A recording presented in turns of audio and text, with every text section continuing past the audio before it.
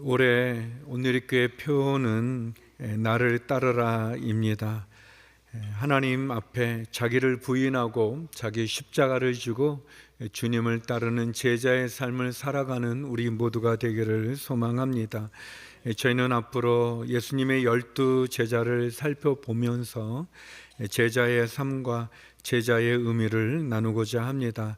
오늘은 그 첫 번째 시간으로 베드로를 부르는 예수님을 통해 세 가지의 교훈을 나누고자 합니다.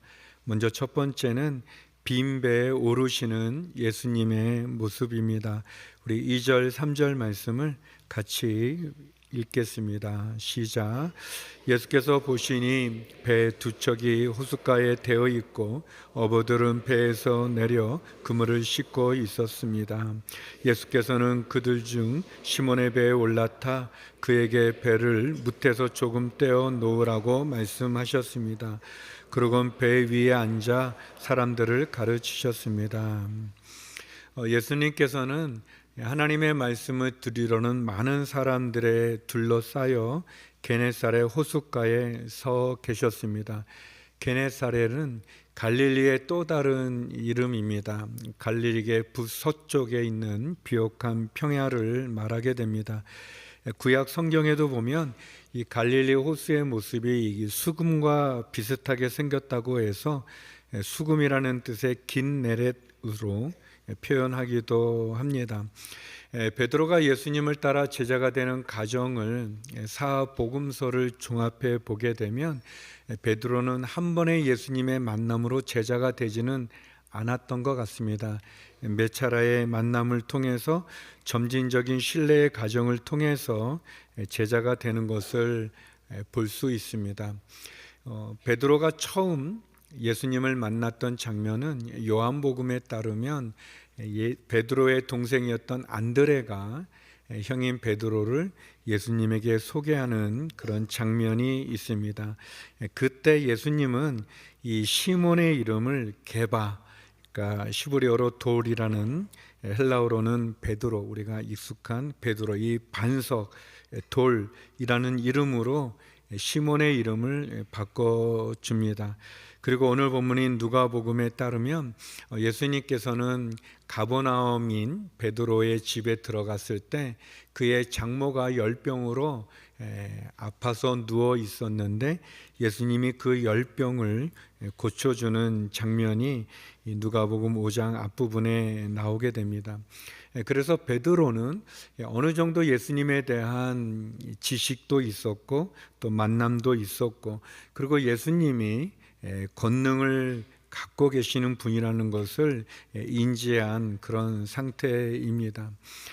베드로가 밤새 그물을 내렸지만 하나도 고기를 잡지 못한 채 빈손으로 와서 이 게네사렛 갈릴리 호숫가에서 이제 그물을 씻고 있는 중에 주님이 찾아오셔서 그 베드로의 빈 배를 이용해서 하나님의 말씀을 전하는 그런 장면입니다. 예수님은 우리를 찾아오시는 분이십니다. 예수님의 공생애를 보게 되면 예수님이 사역을 시작할 때 큰 기적을 일으켜서 많은 사람들을 불러 모으고 그렇게 사역을 시작하지 않은 것을 보게 됩니다. 예수님은 공생애를 시작하실 때 먼저 제자들을 부르셨습니다. 먼저 손을 내미셨죠. 특별히 실패와 좌절과 어쩌면 두려움과 염려의 시간을 갖고 있는, 밤새 수고해도 빈 그물만 건져냈던 그런 베드로의 실패의 그 자리에 오셔서 베드로의 그 빈 배를 통해 말씀을 전하고 베드로를 제자로 초청하십니다. 배는 베드로에게 있어서 삶의 자리라고 말할 수 있습니다. 배는 베드로의 일터의 아주 중요한 생업의 도구였습니다. 마찬가지로 예수님은 우리의 삶의 자리에 찾아오셔서, 그리고 우리가 가지고 있는 작은 것, 우리가 가지고 있는 실패, 우리가 겪고 있는 어려움의 그 시간 속에 우리를 찾아오셔서 그 빈배를 통해 하나님의 일을 이루어 나가십니다. 예수님께서도 우리의 삶의 일터에 오시고 또 특별히 우리가 아무것도 거두지 못한 그런 시련의 시간, 좌절의 시간, 그 고난의 시간에 오셔서 우리의 빈배를 이용해 우리의 빈배에 오르사 하나님의 일을 이루는 것을 보게 됩니다. 베드로의 삶 속에 또 한 번의 큰 실패의 자리가 있다면 그것은 아마도 그가 예수님의 제자로 따라가는 중에, 그리고 예수님의 수제자로 인정받는 가운데 예수님이 대제사장이 보낸 무리에 의해서 끌려가게 되고, 그리고 그 전에 베드로를 향해 예수님이 너가 오늘 닭 울기 전에 3번 나를 부인할 거라는 그런 조언을 들었음에도 불구하고 재판을 받는 대제사장의 집에서 하녀와 하인들에 의해서 3번이나 예수님을 부인했던 그런 장면일 것입니다. 베드로는 3번째 부인할 때는 예수님을 저주하기까지 했었습니다. 그럼에도 그 3번이나 예수님을 부인했던 그 실패에서 다시 예전 어부의 직업으로 돌아갔던 그 베드로를 찾아오셔서 주님은 3번이나 너가 나를 사랑하느냐 물으심으로 베드로를 회복시켜주고 그를 다시 제자로 부르는 장면이 있습니다. 요한복음 21장 17절에 보면 예수께서 베드로에게 3번째로 말씀하셨습니다. 요한의 아들 시몬아, 내가 나를 사랑하느냐? 예수께서 3번째 내가 나를 사랑하느냐고 물으시자 베드로가 근심하며 말했습니다. 주여, 주께서는 모든 것을 아십니다. 제가 주를 사랑하는 것을 주께서 아십니다. 예수께서 베드로에게 말씀하셨습니다. 내 양떼를 먹여라.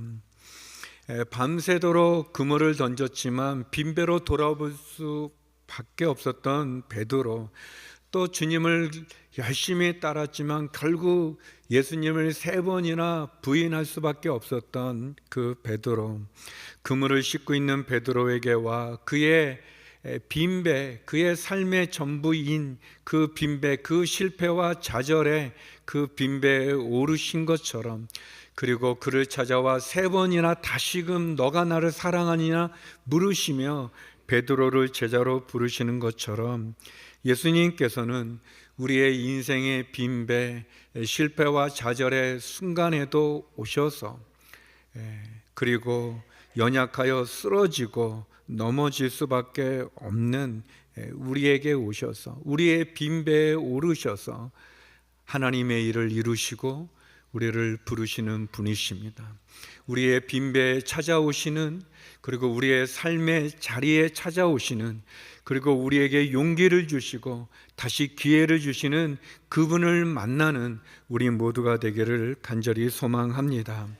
2번째는 제자의 핵심은 순종입니다.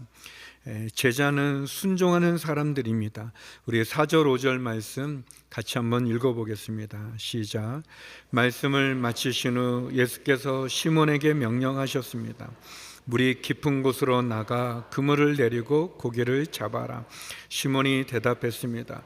선생님, 저희가 밤새도록 애썼지만 아무것도 잡지 못했습니다. 그러나 선생님의 말씀대로 제가 그물을 내려보겠습니다. 말씀을 마치신 예수님은 베드로에게 물이 깊은 곳으로 나가 그물을 내리고 고기를 잡으라 라고 말씀합니다. 보통 갈릴리에서 고기를 잡을 때는 물고기들이 적극적으로 활동하고 또 수면에 가까이 올라오는 야간이 적합했다고 합니다. 해가 높이 뜰수록 물고기는 더 깊은 곳으로 내려가서 활동해서 고기를 잡는 것이 어렵습니다. 경험적으로 그렇다고 합니다.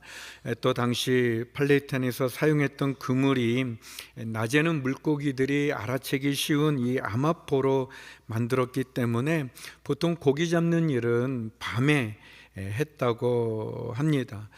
그러니까 적어도 예수님이 말씀을 전했고 또 그물을 씻는 중이라면 아침에서 이제 낮으로 가는 중인데 예수님께서 고기를 잡아라, 그것도 깊은 곳에 가서 잡아라 라고 하는 것은 굉장히 불합리한, 경험적으로 볼 때 불합리한 그런 명령이었습니다. 그렇지만 베드로가 그렇게 얘기하죠. 저희가 밤새 물고기를 잡았지만 아무것도 잡지 못했습니다. 그러나 선생님의 말씀대로 한번 그물을 내려보겠습니다 라고 말합니다. 이거는 베드로가 믿음이 아주 충만해서 예수님은 뭔가 다른 신적인 분이니까 라고 생각해서 하는 행동은 아닙니다. 우리가 아는 것처럼 예수님은 목수로서 30년의 사생애를 살았던 분이고, 베드로는 이 갈릴리에서 뼈가 굵은 평생 어부로서의 직업을 갖고 했던 전문가인데, 목수인 젊은이가 하는 그 말을 이렇게 따르는 것은 쉽지 않은 일이고 힘든 일입니다. 그러니까 이 베드로의 마음에는 참 이 불합리하고 또 비전문가가 하는 말이 상식적인 그 상식밖의 제안이지만, 그래도 주님, 선생님이 말씀하니 한번 해보겠다라는 그런 투의 그런 대답입니다. 우리는 그 물고기들이 이렇게 어리석은 그런 그 생물로 생각하는데, 여러분, 물고기 그 바보들이 아닙니다. 아니, 그 농담이 아니고 진짜로요. 제가 예전에 괌에서 이제 집회를 끝나고 이렇게 하루 시간이 있었을 때 뭐 하겠냐고 그래서 그 액티비티로 제가 그 스쿠버 다이빙을 한번 해보겠다고 해서, 그래서 이제 그 잠수 도구를 이렇게 뭐 하고 그 물속에 내려갔는데, 그 이렇게 가이드 해주는 분이 소세지를 주고, 이렇게 고기들이 많은데 가서 이렇게 소세지를 이렇게 들고 있으면 이 물고기들이 막 와가지고 그걸 이렇게 먹어요. 그래서 제가 많이 막 몰려들어서 그거 잡으려고 이렇게, 제가 이게 가까이 가면 그 소세지만 먹고 도망가고요. 나중에는 이게 조금 남아도 그거 기가 막히게 그거만 하고 제가 잡을 수가 없습니다. 이렇게 잡을 수가 없어요. 그렇게 똑똑합니다. 물고기들이 이 바보들이 아닙니다. 그리고 이 설명드린 것처럼 이 그물 자체를 인식해서 피하는, 그러니까 굉장히 안 어울리는 예수님의 말씀입니다. 베드로가 볼 때. 그렇지만 제자의 핵심은 순종입니다. 순종하는 거죠. 예수님 제자를 부를 때 사회적이건 또 이성적이건 제자들의 능력이나 그들의 배경을 보고 그들을 부르지 않으셨습니다. 예수님 갈릴리에서 그 사역을 시작하셨고, 갈릴리에 있었던 사람들을 불렀습니다. 베드로 자신이 어부로서의 지식도 있고 경험도 있지만 예수님의 말씀에 예수님을 설득시키려 하지 않았습니다. 자기의 경험, 자기의 상식으로 예수님을 이렇게 이해시키려 하지 않고, 도리어 예수님 말씀에 우선순위를 두고 동의하지는 못하지만, 그러나 말씀하시니 그 말씀대로 제가 그물을 내려보겠습니다 라고 순종하죠. 이런 순종을 했더니 놀라운 기적이 일어나서 많은 고기를 잡게 됩니다. 제자는 순종하는 사람입니다. 성도는 예수님의 말씀에 순종하는 사람입니다. 내 지식이나 내 경험이 합리적인 그 경험과 지식이 이해되어져서 맞아서 순종하는 것이 아니라 믿음으로 순종하는 거죠. 나중에 베드로가 예루살렘 교회의 중심 인물이 되고 그리고 오순절 성령을 경험한 이후에 그가 많은 기적을 행하는 그런 위치에 중요한 인물이 됐을 때, 그가 욥바라는 곳에, 사도행전 10장에 보면 욥바라는 항구에서 사역을 하다가 정오 때 기도하러 지붕 위에 올라가서 기도하는 중에 환상을 보는데, 보자기가 하늘에서 내려오는데 그 안에는 율법이나 또 전통적으로 유대인에게 그 많은 음식들이 가득 있는데 소리가 들리기를 그것을 잡아 먹어라 베드로야 라는 그런 음성이 들렸습니다. 그 베드로가 말도 안 됩니다. 저는 불결하고 더러운 음식을 먹어본 적이 없습니다. 그렇게 대답합니다. 그럴 때 하나님께서 깨끗하게 하신 것을 불결하다고 하지 마라 라는 음성을 듣고 그 환상이 3번이나 반복해서 이루어집니다. 그리고 깨어서 보니 한 사람이 그를 데리러 왔는데, 그 사람은 이 북쪽의 가이사라에 있는 고넬료라고 하는 백부장 로마의 군인이 보낸 사람이었습니다. 그래서 베드로는 그 사람을 따라 로마 군인이, 이방인이었던 고넬료의 집에 가게 되고 그들과 같이 식사도 하게 되고 그들에게 말씀을 전할 때 성령이 임하는 것을 보고 세례를 주는 그런 일을 하게 됩니다. 그리고 후에 사도행전 15장에 보면 예루살렘 공회가 열리게 되는데, 이방 사람들에게도 예수님의 복음을 전했을 때 그들에게 할례를 받지 않고도, 그러니까 유대인이 되는 그런 절차를 거치지 않고도 예수님을 믿는 믿음만으로 그들이 구원을 받느냐를 결정하는 굉장히 중요한 회의를 오랫동안 하게 됩니다. 이거는 굉장히 중요한 주제였는데 그때 베드로가 일어나서 이렇게 말을 합니다. 사도행전 15장 7절과 10절 11절인데요, 우리 이어서 같이 자막으로 말씀을 읽어보겠습니다. 시작. 오랜 시간 동안 토론한 끝에 베드로가 일어나 그들에게 말했습니다. 형제들이여, 여러분도 알다시피 얼마 전에 하나님께서 여러분 가운데서 나를 선택해 이방 사람들도 내 입술을 통해 복음의 말씀을 듣고 믿게 하셨습니다. 그런데 여러분은 어째서 우리 조상이나 우리가 질 수 없었던 무거운 짐을 이방 신자들에게 지어서 하나님을 시험하려고 하십니까? 우리는 그들과 마찬가지로 주 예수의 은혜로 구원받는다고 믿습니다. 베드로는 당시 유대인들이 가졌던 그런 전통이나 율법에 얽매이지 않고 성령님의 인도함을 따라 이방인들과도 함께 식사도 하고 또 그들에게도 세례를 주는 일을 하게 됩니다. 자기가 가지고 있는 전통, 상식, 경험 거기에 매이지 않고 하나님의 뜻에 순종하는, 예수님의 말씀에 순종하는 그런 모습을 보여줍니다. 주님을 따르는 제자는 자기의 경험이나 지식을 의지하는 사람이 아니라 하나님의 말씀에 순종하고 하나님의 뜻에 순종하는 사람입니다. 사랑하는 성도 여러분, 혹시 우리가 갖고 있는 경험이나 지식이나 우리가 갖고 있는 전통으로 하나님을 제한하지는 않는지 모르겠습니다. 예수님의 말씀이나 하나님의 뜻을 내 경험이나 문화나 이성으로 외면하고 거부하지는 않는지 모르겠습니다. 말씀에 대한 온전한 순종, 성령의 인도하심에 대한 온전한 순종, 하나님의 뜻과 계획에 대한 온전한 순종, 그것이 중요합니다. 물이 깊은 곳에 가 그물을 내리고 고기를 잡으라, 그 말씀에 순종했던 베드로는 결국 그물이 찢어질 정도의 많은 고기를 잡게 됩니다. 고기가 너무 많이 잡혀 결국 주변에 있는 동료들에게 도움을 요청하게 되고 결국 2배의 고기가 가득 실려 2배가 가라앉을 지경이 되는 그런 엄청난 기적을 경험하게 됩니다.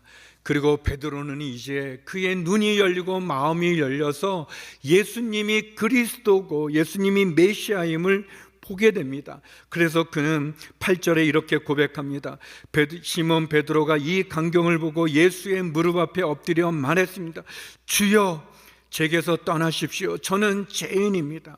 이제 베드로는 기적을 통해 예수님을 봅니다. 그의 맘 한편에 의심했던, 좀 불편했던 그 예수님의 말씀, 그러나 그 말씀에 순종했을 때 일어나는 그 기적을 보면서 예수님이 한 젊은이가 아니라, 한 청년이 아니라, 상식을 벗어나는 일을 하는 사람이 아니라 나의 구주가 될 수 있는 분임을 고백하게 됩니다. 자기가 죄인임을 깨닫고, 그리고 그 기적을 통해 예수님을 발견해서 이제는 선생님이라고 불렀던 호칭에서 주님으로, 주여로 그 호칭이 바뀌는 것을 보게 됩니다. 베드로는 고기로 가득한 그 배에 집착하지 않고, 그래서 이 고기를 더 많이 잡아야 해서 또 다시 바다로 나가는 것이 아니라 바로 예수님, 그 예수님을 보게 됩니다. 이사야 선지자도 성전에서 하나님의 영광을 보고 자기가 죄인임을 깨달았습니다. 베드로도 이 기적을 통해 자신이 죄인임을 고백하죠. 우리들은 어떤지요?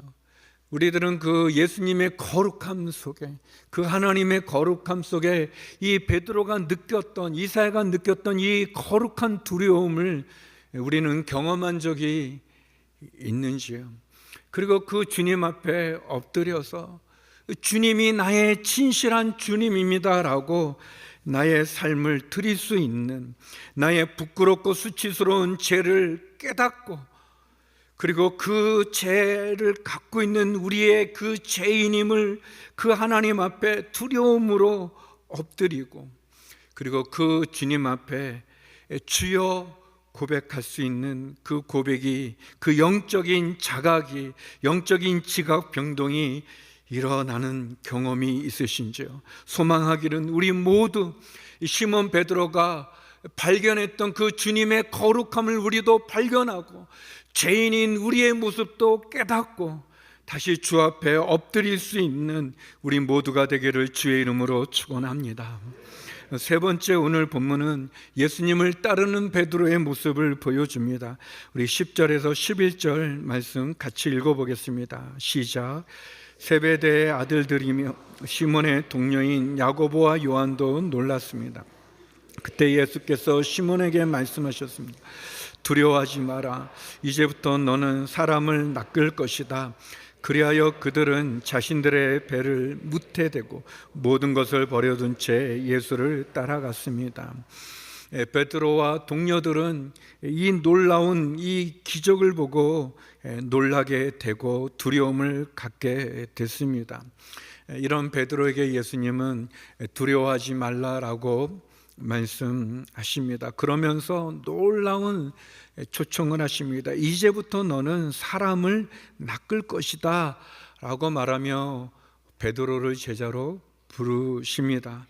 그리고 베드로는 모든 것을 버려둔 채 주님을 따라갑니다.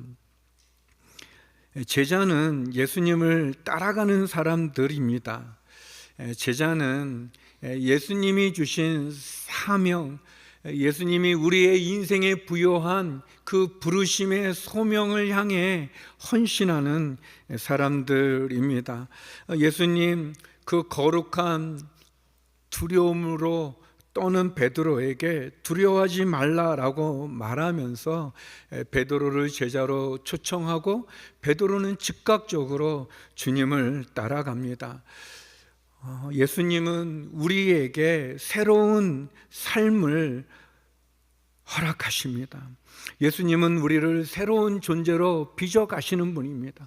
우리가 주님을 따르는 제자로 헌신할 때 이전의 삶과는 다른 삶을 우리에게 말씀합니다. 기본적으로 우리가 예수님을 믿고 예수님을 나의 구주로 영접하면 우리의 신분이 바뀌지 않습니까? 사단의 자녀, 마귀의 자식에서 하나님의 자녀로 우리의 신분이 변하죠. 우리에게 있는 사망과 심판에서 영생과 구원으로 바뀌어지게 됩니다. 됩니다. 두려움과 염려와 근심에 사로잡히는 우리의 인생이 주님으로 말미암아 믿음과 감사와 기적의 삶으로 바뀌어지게 됩니다. 물고기를 낚았던 인생에서 이제는 사람을 낚는 인생으로 변화되어지게 됩니다. 베드로 부름을 받았을 때 모든 것을 버려두고 즉각적으로 따랐던 모습을 봅니다. 베드로는 고기가 많이 잡힌 그 배의 마음을 빼앗기지 않습니다. 더 많은 고기를 원하지도 않습니다. 도리어 그 기적을 통해, 그 역사를 통해 자신이 죄인임을 깨닫고 주님 앞에 엎드리게 되었을 때 예수님은 그에게 새로운 삶, 너는 이제 사람을 낚을 것이다 라고 말해주게 됩니다. 베드로는 예수님을 통해 그의 삶의 중심이 바뀌어지고 그의 삶의 우선순위가 다시 재편되는 것을 보게 됩니다. 예수님을 구주로 인정했을 뿐 아니라 그 부르심에 순종했습니다. 그는 그리고 그 주님을 위해 모든 것을 버려두고 주님을 따르게 되었습니다. 그는 우물쭈물하거나 모호하게 행동하지 않습니다. 애매하지도 않습니다. 그는 즉각적으로 단호하게 결단하고 선택하는 것을 봅니다. 누가복음 18장 28절에 보면 베드로가 예수께 말했습니다. 보십시오, 저희는 가진 무엇을 모두 버리고 주를 따랐다라고 얘기하고 있습니다. 제자는 주님을 위해 모든 것을 버리는 사람입니다. 성도 여러분, 주님은 우리를 위해 그의 모든 것을 우리를 위해 십자가에 주지 않았습니까? 하나님은 그의 독생자를 십자가에 죽여 우리를 구원하는 그 일을 위해 우리를 말로만 사랑한다는 것이 아니라 확증하는 예수님 외아들 독생자를 우리에게 주심으로 그분의 사랑을 확증하지 않았습니까? 주님이, 하나님이 우리를 위해 모든 것을 주셨을 때 우리는 무엇을 주님께 드리는지요? 제자는 예수님에게 우선순위를 두는 분입니다. 비록 베드로 충동적이기도 하고 성급하기도 하고 경솔하기도 하고 지나치게 열정적이고 또 반응이 빨라 많은 어려움도 있지만, 그러나 베드로의 그 마음은, 그 삶의 모든 부분은 주님에게 향하고 있는 것 아니겠습니까? 우리가 주님을 따르는 제자가 되어진다는 것은 우리가 비록 실수할 수도 있고 연약할 수도 있지만 우리의 마음의 전심이 주님에게 집중하고 주님을 우선순위로 두고 따르는 것입니다. 베드로가 주님을 발견했을 때 그의 배와 그물에 집착하지 않고 또 과거의 실패나 과거의 영광에 빠져들지 않고 오로지 주를 향한 삶을 살아가고 주를 따라갔던 것처럼 우리도 주님을 따르는 제자의 삶의 자리에 있기를 주의 이름으로 축원합니다. 전해오는 전설에 따르면 베드로가 십자가에 순교하게 될 때 그는 예수님과 똑같이 죽을 수 없다며 거꾸로 십자가에 순교했다는 말이 전해지고 있습니다. 베드로 자신을 낮추고 예수님을 높였습니다. 예수님을 우선순위로 해서 그의 삶을 살았습니다. 이런 베드로가 성도들에게 보내는 베드로후서의 편지 마지막 구절에 우리에게 이렇게 권면합니다. 베드로서 3장 18절 말씀인데요, 같이 한번 읽어보겠습니다. 시작. 도리어 우리 주시며 구주신 예수 그리스도의 은혜와 그를 아는 지식 안에서 성장해 가십시오. 영광이 이제와 영원토록 그분께 있기를 빕니다. 아멘. 예수 그리스도의 은혜와 그를 아는 지식에서 성장해 가라고 우리에게 권면합니다. 우리도 베드로와 같이 우리를 새롭게 빚어가시는 예수님의 부르심에 순종할 수 있기를 원합니다. 우리 인생의 빈배에 찾아오셔서 사명의 아침으로 우리를 초청하시는 그 주님, 결코 뒤를 돌아보거나 우물쭈물하지 아니하고 우리도 모든 것을 내려놓고 주님을 따라가는, 자기를 부인하고 자기 십자가를 지고 주님을 따르는 제자의 자리에 서는 우리 모두가 되기를 주의 이름으로 축원합니다. 기도하겠습니다. 거룩하신 아버지 하나님, 우리의 빈배 찾아오셔서 새로운 삶으로 우리를 빚어가시는 그 주님 앞에 우리의 우선순위를 재편하여 주를 따르는 제자로서 살아가는 저희가 되게 하여 주시옵소서. 예수님 이름으로 기도드립니다. 아멘.